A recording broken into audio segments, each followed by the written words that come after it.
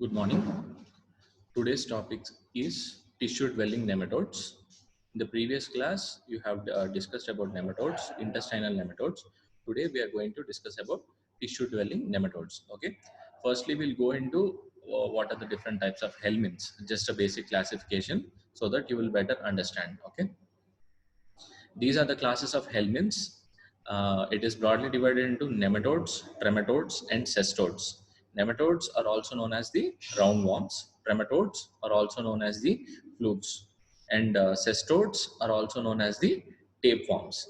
These are the basic classification of the helminths, okay, in which we have already dealt with nematodes, intestinal nematodes, okay. And now today we are going to talk about the other category, that is tissue dwelling nematodes. Tissue dwelling human nematodes. Firstly, we have to talk about filariasis. Okay, filariasis is the primary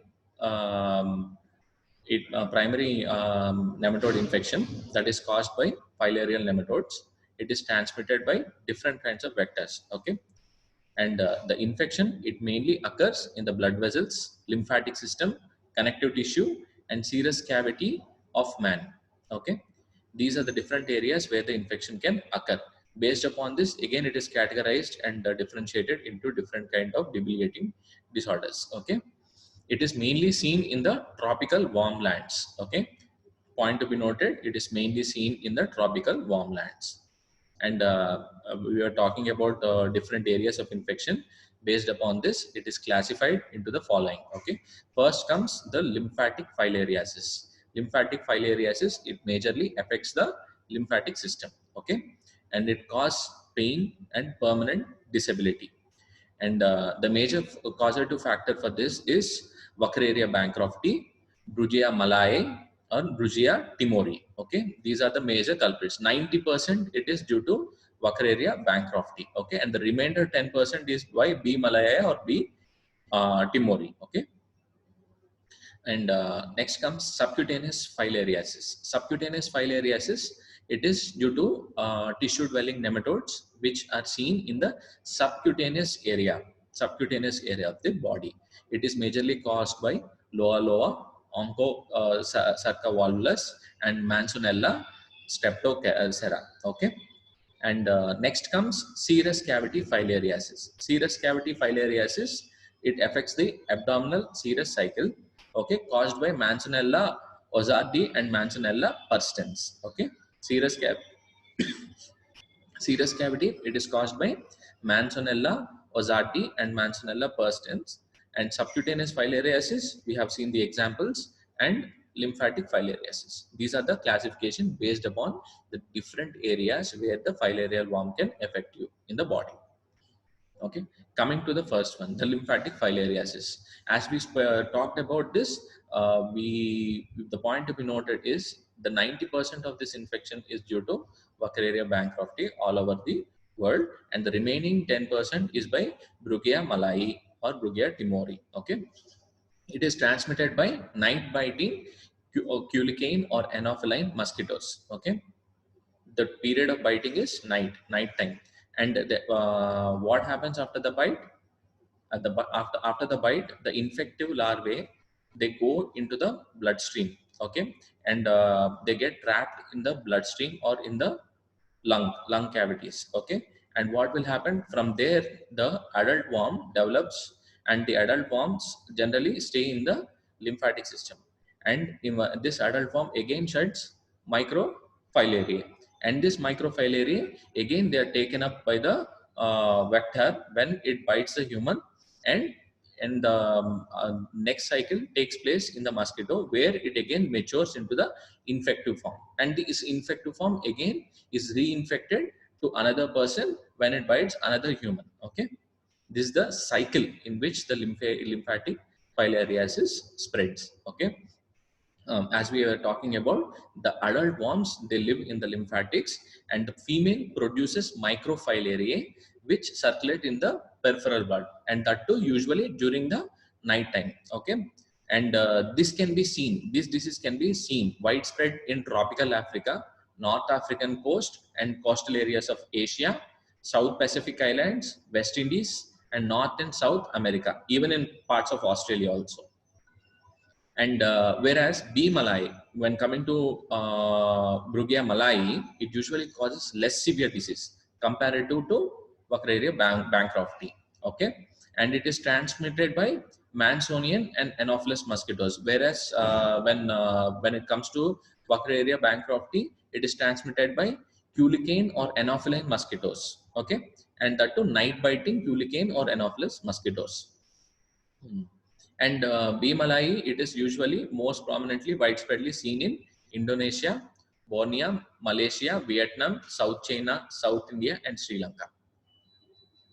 This is the cycle I was talking about. See, the mosquito takes a blood meal, okay, and it will infect the humans with stage 3 larvae, which enters the skin, okay, and it goes into the matures in the definitive host, that is the human, and it develops into the adults, and these adults will stay in the lymphatics, and in the lymphatics the adults produce sheeted microfilariae, which from there migrate into the lymph and blood channels, and from there again due to mosquito bite, it is the mosquito ingests the microfilariae, and this microfilariae, what will happen, the cycle in the mosquito, what will happen, this microfilariae, they shed sheets, penetrate the mosquito midgut, and migrate to the thoracic muscles, where they are matured from stage 1 larvae to the stage 3 larvae. And again, from after they get matured to stage 3 larvae in the thoracic muscles, they migrate to the head of the mosquito proboscis. And again, reinfection takes place when it bites another human. Okay, this is the cycle. So there are two stages. One is the human stage, and the other is the mosquito stage. In the human stage, what is happening? The maturity and the reproduction and reinfection to the ingestion of the microfilariae, production of the microfilariae is happening in the human stage, and this microfilariae in the mosquito stage, it is being taken up by the mosquitoes, and it is traveling from the midgut to the thoracic muscles, and where again the larvae are getting matured from the stage 1 to stage 3, and from there it is getting migrated to the head and mosquito proboscis, and again reinfection will take place when it bites another human. Okay, and what can be the clinical features be? What can be the clinical features be? Acute filarial lymphangitis. This acute filarial lymphangitis, what does it cause? It causes fever, pain, tenderness, and erythema. And what is the pathology behind this? Actually, the toxins are released by this nematode, and after the toxins are released, lymphingectasia takes place.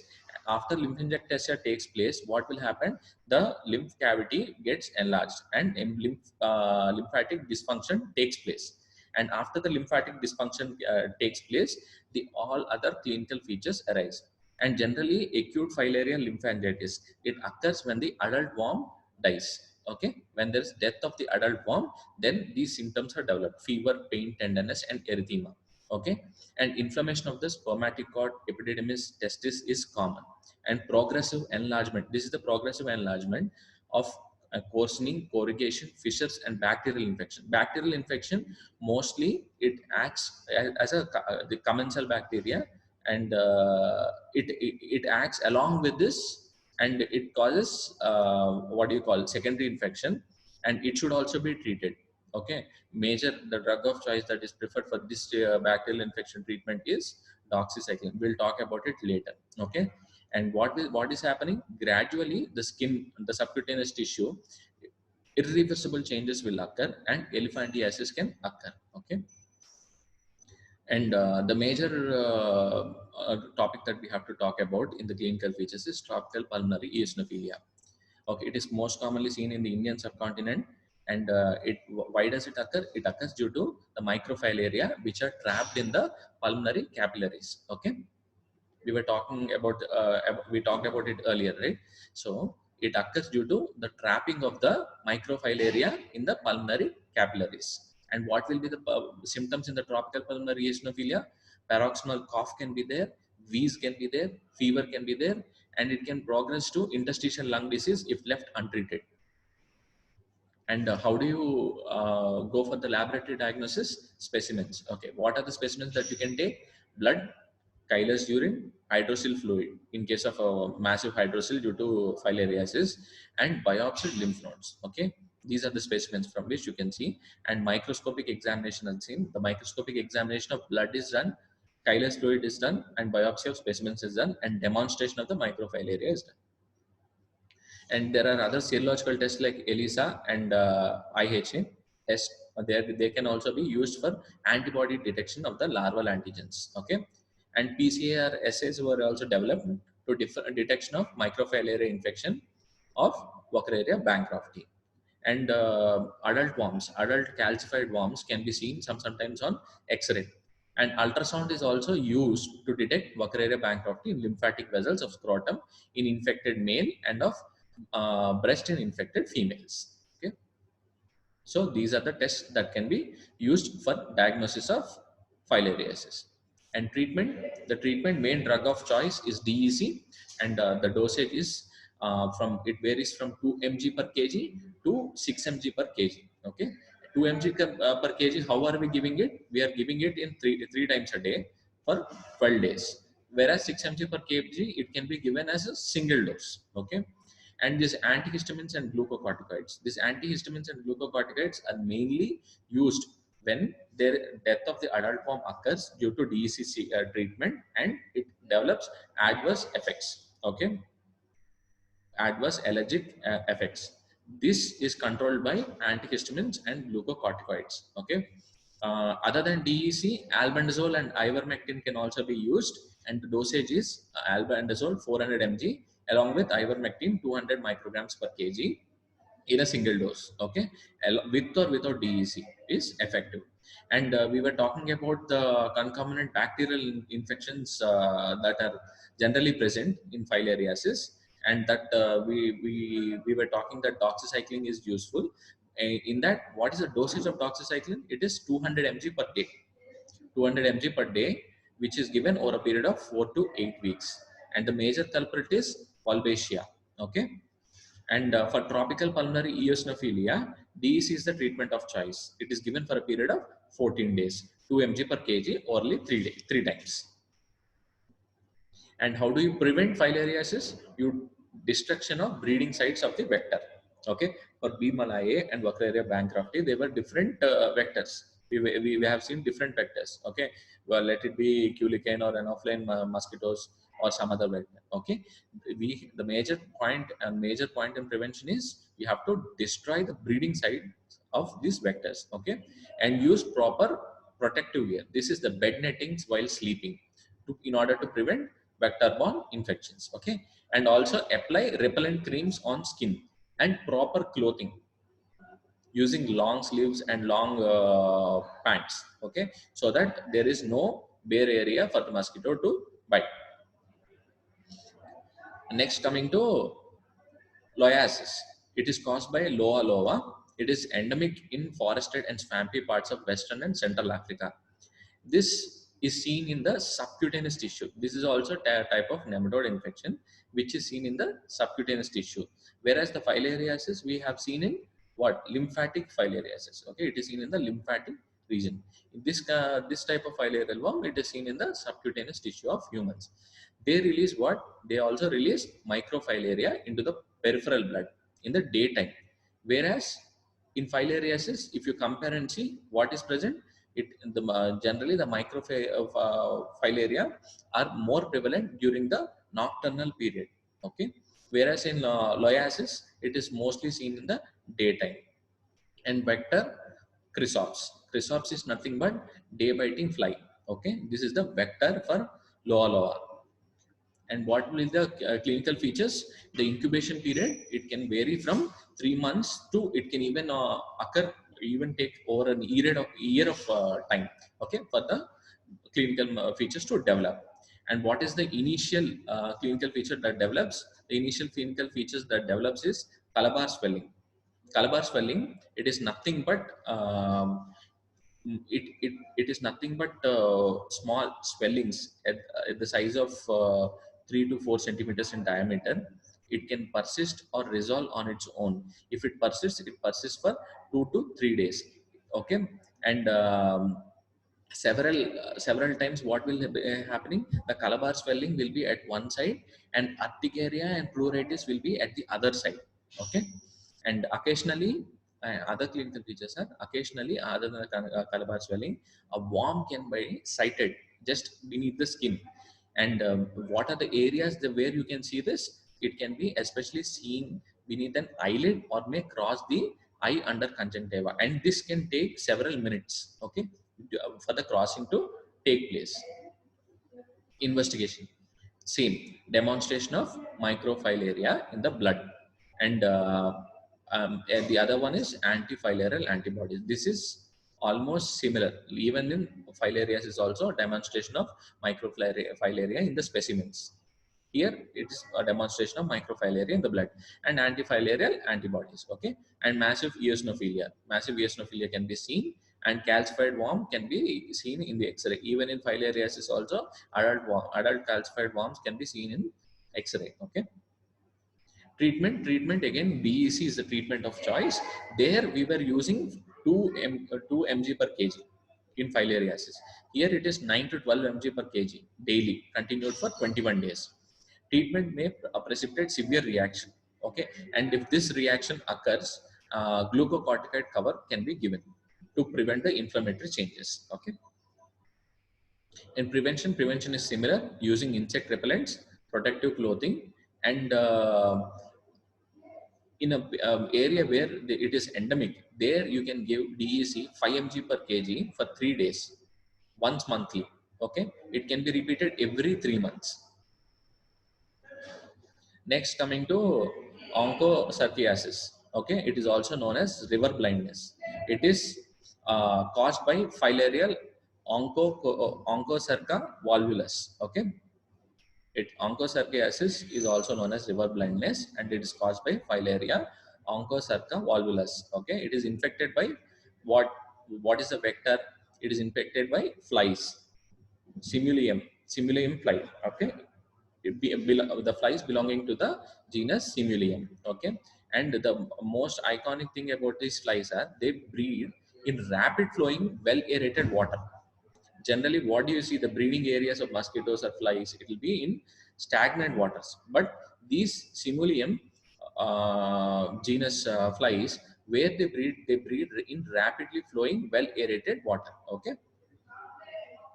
See, Simulinium, this is the life cycle.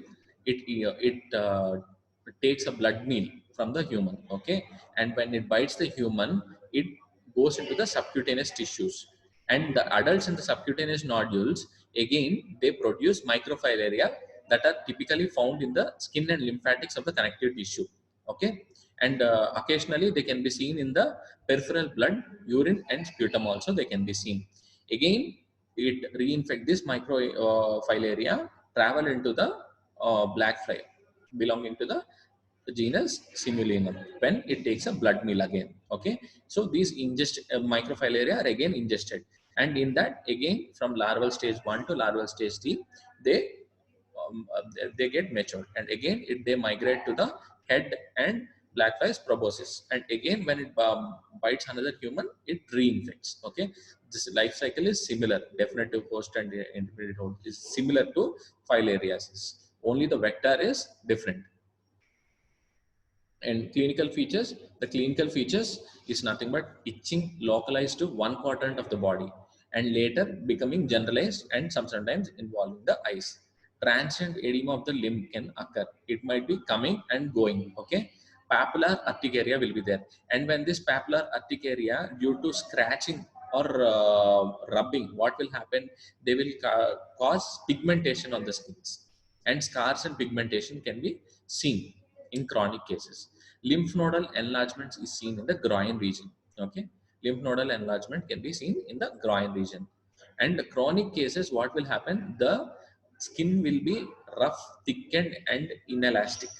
Okay, the skin will become rough, thickened, and inelastic. Subcutaneous nodules are also seen in chronic infections. So, what are the clinical features? Itching localized to one quadrant and later becoming generalized and involving the eyes. Next is transient edema, papillary urticaria, which causes pigmentation when scratched or rubbed, and lymph nodal enlargement is seen. In chronic cases, rough, thickened, inelastic, wrinkled skin is seen, and subcutaneous nodules are seen in chronic infections. Whereas coming to the eye disease, it is generally associated with heavy infections, chronic and heavy infections. Nodules can be seen on the head in such kind of cases. Early manifestations include itching, lacrimation, and conjunctival ingestion. Okay. Next, later on, conjunctivitis, sclerosing keratitis, with along with pannus formation might be seen. Ultimately, it can lead to glaucoma, cataract, and blindness. Okay. So, what are the initial manifestations of the eye disease? Initial manifestation, it causes itching, lacrimation, and conjunctival ingestion. Later, conjunctivitis and sclerosing keratitis. Sclerosing keratitis will be with pannus formation is seen. Later, ultimately, it can lead to glaucoma and cataract. Okay. What are the investigations? Investigations is nothing but this finding of the nodules or lesions of the skin or eyes. Okay. With eosinophilia, laboratory you can confirm the eosinophilia with laboratory findings. Microfilaria are seen in the skin snips or shavings that are taken from the calf, buttock, and shoulder. The skin snips that are extracted from these sites will demonstrate microfilaria. Okay, and slit lamp examination may reveal microfilaria moving in the anterior chamber of the eye. Okay, and last comes the filarial antibodies. Okay, so the clinical findings: demonstration of microfilaria and skin snips, slit lamp examination of the eye, and filarial antibodies. These are the investigations which are necessary for the diagnosis. Okay, and treatment: ivermectin 100 to 200 micrograms per kg in a single dose, and it should be repeated several times, 3 monthly. Okay, and prednisolone is given 20 to 30 mg. It can be given for 2 to 3 days in case of severe reaction. These severe reactions generally, when do they occur? When the treatment is started with ivermectin and the microfilaria die. That time severe reactions might occur.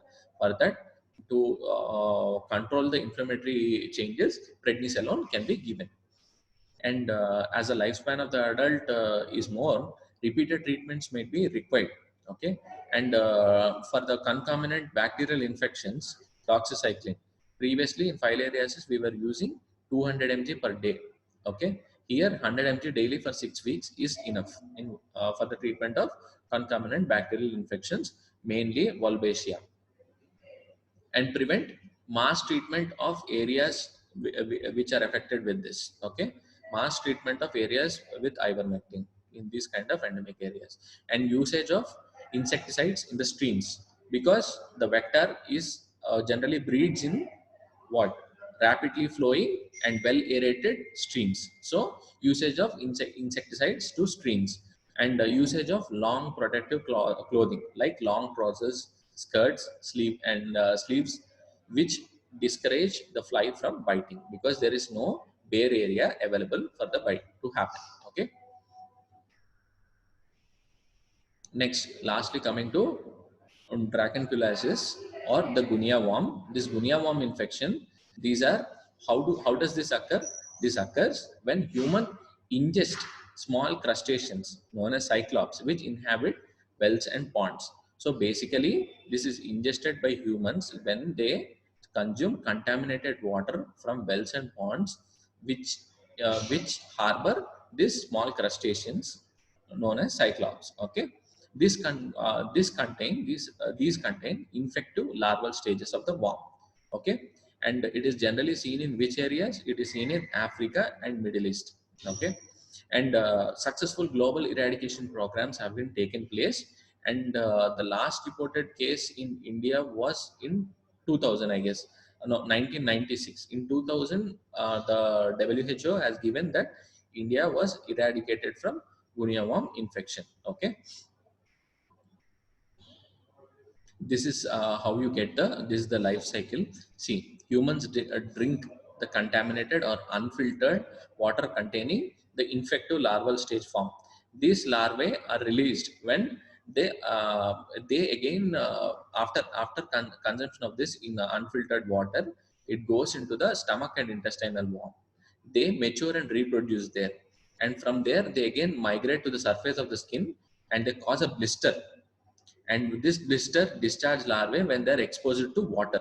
Okay, and this water released from the emerging female worm in the water again, it they are taken up by the intermediate host, which is the uh, copepod or the cyclops. Okay, there again they undergo two molds and go in, mature into the infective larval stage 3 form, and this again will be reinfecting the human when you consume unfiltered or untreated water from wells or ponds. Okay, and treatment, and generally there is no specific treatment for this. The protruding worm generally is extracted by how? By winding it out gently over several days on a matchstick, and the worm should not be broken in between. Antibiotics for secondary infection and prophylaxis of tetanus should also be taken. Okay, see, this is how it is wound over a matchstick, and it is removed over a period of days. And how do you prevent such kind of infections? By cleaning drinking water. Okay, proper cleaning of drinking water and simple filtration of water to plastic mesh to filter away these cyclopods, and chemical treatment of water supplies. This is the preventive measures that you can take. Okay, so coming to the treatment part, see how do you treat it? By extraction, by winding it down gently over several days on a matchstick. Okay, and the worm must be never be broken, and the rest of it is supportive treatment only. Okay, so this is it about the nematodes, that is tissue dwelling nematodes. And other important nematodes that we have to talk about is Manzanella persistens. Okay, this Manzanella persistens, it is transmitted through culicoids. Okay, Manzanella persistens is transmitted through culicoids, and it generally never causes disease. But if it causes, it may be responsible for persistent inflammatory and persistent eosinophilic and allergic manifestations. Okay, and what is the most problematic part of Manzanella persistens is it is resistant to both DEC and ivermectin. We have seen in all the filarial worm infections, majorly the treatment of choice was DEC, ivermectin, and for the concomitant bacterial infections for Wolbachia, what we were using, doxycycline we were using. But in this case, DEC and ivermectin is not useful. Okay, and this infection occurs in the serous cavity. Manzanella persistens infection occurs in the serous cavity. So but recently they have treated two cases by using albendazole 1000 mg per day. Okay, 1000 mg per day for 4 weeks. And prednisolone was giving when the microfilaria die, and they cause inflammatory response. That time to suppress that, prednisolone was given 30 mg per day for 7 weeks. Okay, gradually it was tapered over the 7 weeks. Okay, and for the concomitant bacterial infection, doxycycline was given 200 mg per day for 6 weeks. Okay, this can be used for Manzanella persistens infections, but generally it is not seen. But if it is seen, what could be the clinical features? Severe inflammatory response, eosinophilic and allergic reactions, and but the treatment of choice is different. Albendazole 1000 mg per day for 4 weeks, and prednisolone for the inflammatory response, and doxycycline for the concomitant bacterial infections. Okay.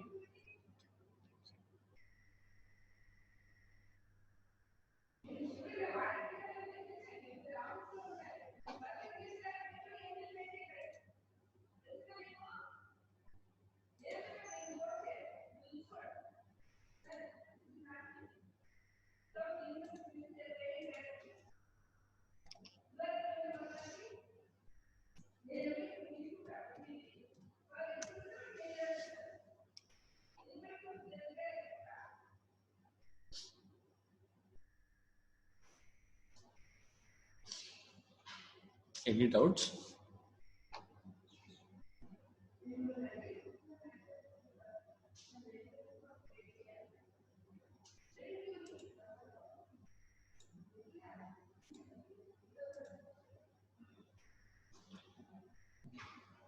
Siddhu సరే అబ్బాయి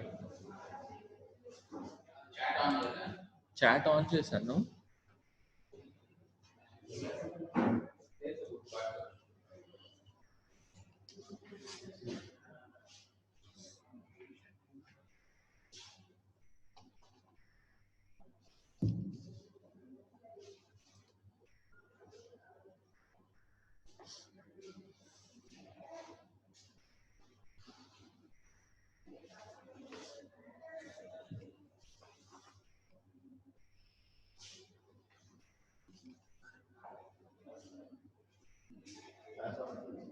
అయిపోయింది sir. Doubts అది type చేశాను.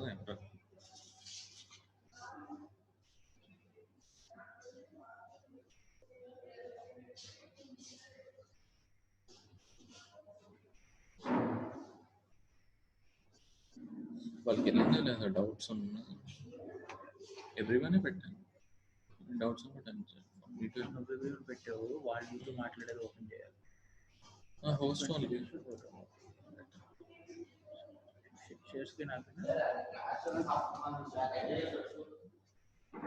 ఇది వెళ్ళింది కదండి. Any doubts అనేది